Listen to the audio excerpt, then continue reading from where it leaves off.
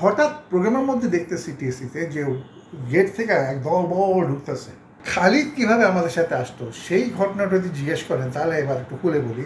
ঢাকা ইউনিভার্সিটিতে টোকাই সমিতি নামে একটা সমিতি ছিল। ফজলা বললো আমরা একটা টোকাই সমিতির জন্য ফান্ড ক্রিয়েট করবো, তারপরে টিএসসিতে একটা প্রোগ্রাম করি। আমরা বললাম হ্যাঁ করবো। ফেরদৌস সাহেবদের এখান থেকে বিএমডি থেকে একটা সাউন্ড সিস্টেম ভাড়া করা হইলো, আমরা সব রেডি প্রোগ্রাম করতে যাবো। সেই সময় ঢাকা ইউনিভার্সিটি একটা গ্রুপের মধ্যে আমাদের অনেক দলাদলি গ্রুপ থাকে না, সেখানে একটা গ্রুপের দলাদলি চলতেছিল, আমি ভার্সেস আর একটা গ্রুপ। তো সেই ভার্সেস গ্রুপরা ফজল রে বললো, জারি মারলো যে তখন এটা উঠায় লয়ে যাবো, আমার উঠায় নিয়ে যাবে। তো টুলু আর টম আমাদের ম্যানেজার ছিল তখন, ওদের উপরে একটা হিটও এসে পড়লো। তো ফজল ভয় পেয়ে গেল যে দোস্ত হ্যাঁ কেমনে হবো, দোস্ত বাদ দে করিস না। আমি বললাম না করবো, যা থাকে কপালে করবো। আমি টিএসসিতে আমরা একসাথে হইলাম, আমাদের গান হইতেছে। সালে বদরুন্নেসা ইউনিভার্সিটি কলেজের প্রিন্সিপালের ছেলে, ও ইংরেজি গান গায়, আমি ইংরেজি গান গাই, শামীম গান গায়, বাংলা গান গায়।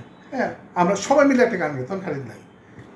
তো হঠাৎ প্রোগ্রামের মধ্যে দেখতেছি টিএসসিতে যে গেট থেকে একদম বড় ঢুকতেছে, ওরা আস্তে আস্তে আমাকে উঠাই নিয়ে যাবে। তো আমি বললাম কোনো টেনশন করিস না, গান গেতে থাক। যখন ঢুকে তখন আমি হোটেল ক্যালিফোর্নিয়া যাচ্ছি। তো এটা পরে খালিদ থেকে শোনা, খালিদ কেন ওই সময় থামলো। খালিদ যে ওদের সাথে আসছে, আমাকে ধরতে আসছে। ও ঢুইকা দেখে একটা বাঙালি ছেলে এইভাবে গিটার বাজায় ইংরেজি গান গাইতেছে, ও মুগ্ধ হয়ে গেছে। ও সাথে সাথে ধরে বলছে দাঁড়া কোনো মারামারি করিস না, বুঝানি আমি গান গাবো বলে। ওদের আয়সা বলছে ওটা গান গাইতে দিতে হবে। একটা ব্যান্ডের মধ্যে হঠাৎ একটা বাইরে ছেলে গান গাইবো, এটা হয়? আমার কি জানি মনে হলে তুলে বললাম যা ঝামেলা করে আপনি দেখাইতে দেখি কি গায়। তো খালিদ উঠলো, এটা আমাদের সাথে আগে যদি জানিতাম গানটা গাইলো, আমরা বাজাইলাম, খুব ভালো লাগলো গলাটা, আমাদের সবার পছন্দ হলো গলাটা।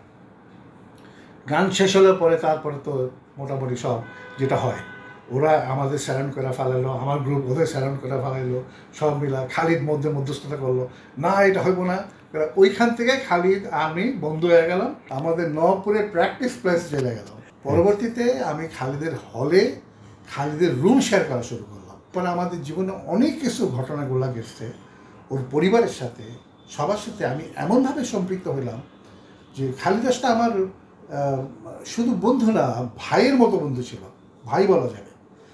আপনি বিশ্বাস করবেন, খালিদের আম্মা বলতো সবাইকে ওইটা আমার সবচেয়ে ভালো ছেলে। মানে আমার খালিদের বন্ডেজটা এরকম হয়ে গেছিল। খালিদ ছাড়া আমি কিছু বুঝতাম না। তখন গান করছি যেটা মনে হচ্ছে এটা খালিদই গাবে।